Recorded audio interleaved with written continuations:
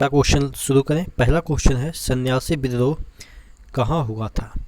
देखिए, अगर हम सन्यासी की बात करें तो सन्यासी कौन होते हैं, बाबा लोग होते हैं।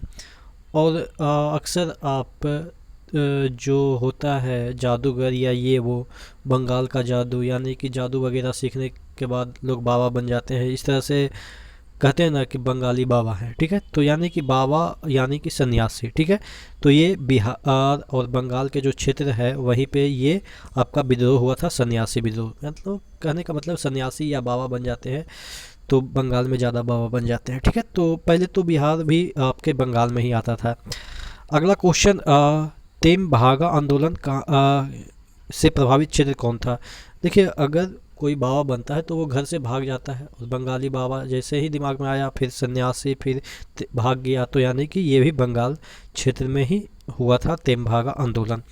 अगला क्वेश्चन की ओर बढ़ते हैं, गांधी जी ने सर्वप्रथम भूख हड़ताल कब किया था। तो देखिए, अहमदाबाद मिल मालिकों के खिलाफ किया था, या खेड़ा जो कि अहमदाबाद में ही हुआ था आंदोलन। और तीसरा है चंपारण आंदोलन, या चौथा है आपके अफ्रीका में जो शुरू में इन्होंने आंदोलन किया था वो आंदोलन। तो भूख हड़ताल सबसे पहले ये अहमदाबाद मिल मालिकों के खिलाफ किया था।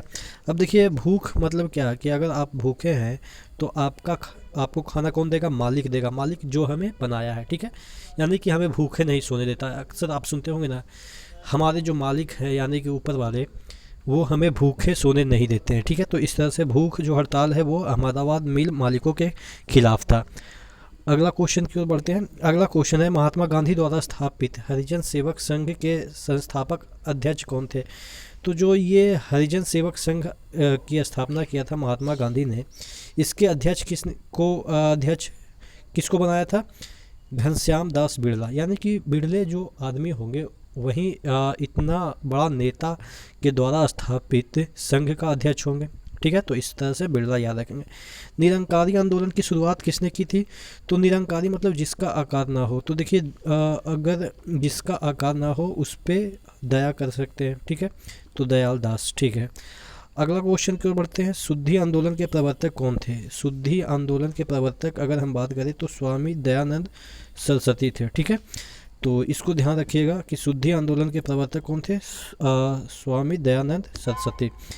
अगर हम बात करें नेहरू रिपोर्ट कब प्रस्तुत किया गया था, तो अगर हम रिपोर्ट की बात करते हैं, नेहरू रिपोर्ट लास्ट में 8 जैसा सेंस दे रहा है, तो लास्ट में क्या आएगा, 8 आएगा, ठीक है। नेहरू रिपोर्ट कब प्रस्तुत किया गया था, 1928 में। अगला क्वेश्चन की ओर बढ़ते हैं जो कि लास्ट क्वेश्चन है, आईएनसी का एकमात्र अधिवेशन जो कि बिहार के गया में 1922 में हुआ था, उसकी अध्यक्षता किसने की। देखिएगा, अगर हम बात करें गया, ठीक है, गया जो कि एकमात्र अधिवेशन हुआ था कांग्रेस का, आईएनसी यानी कि इंडियन नेशनल कांग्रेस का, 2 वर्ड से मिलकर बना, यानी कि लास्ट में 2 होगा, तो यानी कि 1922 में होगा, ठीक है। ये आईएनसी का अधिवेशन कहाँ पे हुआ था, गया में। अब इसके अध्यक्ष कौन थे, चित्तरंजन दास। चित्तरंजन एक बंगाल के शहर हैं, ठीक है। तो आस पास में आप कह सकते हैं चित्तरंजन और गया एक दूसरे के पास शहर है। तो चित्तरंजन दास जो थे बंगाल के, वो इसकी अध्यक्षता किए थे, गया जो नेशनल कांग्रेस की अधिवेशन हुई थी उसकी। और ये कब यहाँ पे हुआ था, 1922 में, ठीक है।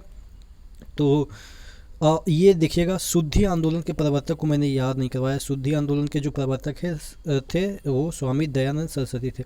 शुद्धि आंदोलन का मतलब ये हुआ था कि जो मूर्ति पूजा वगैरह था, ठीक है, उसमें ज़्यादा लोग इन्वॉल्व हो गए थे। तो उनसे छुटकारा पाने के लिए, यानी कि लोगों को शुद्ध करने के लिए, ये स्वामी दयानंद सरस्वती थे जो कि वेदों की ओर लौटो नारा दिया था। तो यही मतलब था शुद्धि आंदोलन का, यानी कि जो हिंदू धर्म थे लोग जो पूजा पाठ में ज़्यादा लीन हो गए थे, यानी कि मूर्ति पूजा में, उनको कहा कि आप लोग को शुद्ध करना पड़ेगा, क्योंकि मूर्ति पूजा नहीं, आपको वेद की ओर लौटना पड़ेगा, क्योंकि वेद में मूर्ति पूजा का वर्णन नहीं है।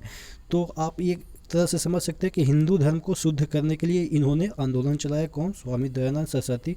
तो उसी से तर्ज पर हम याद करेंगे कि शुद्धि आंदोलन के जो प्रवर्तक थे स्वामी दयानंद सरस्वती थे।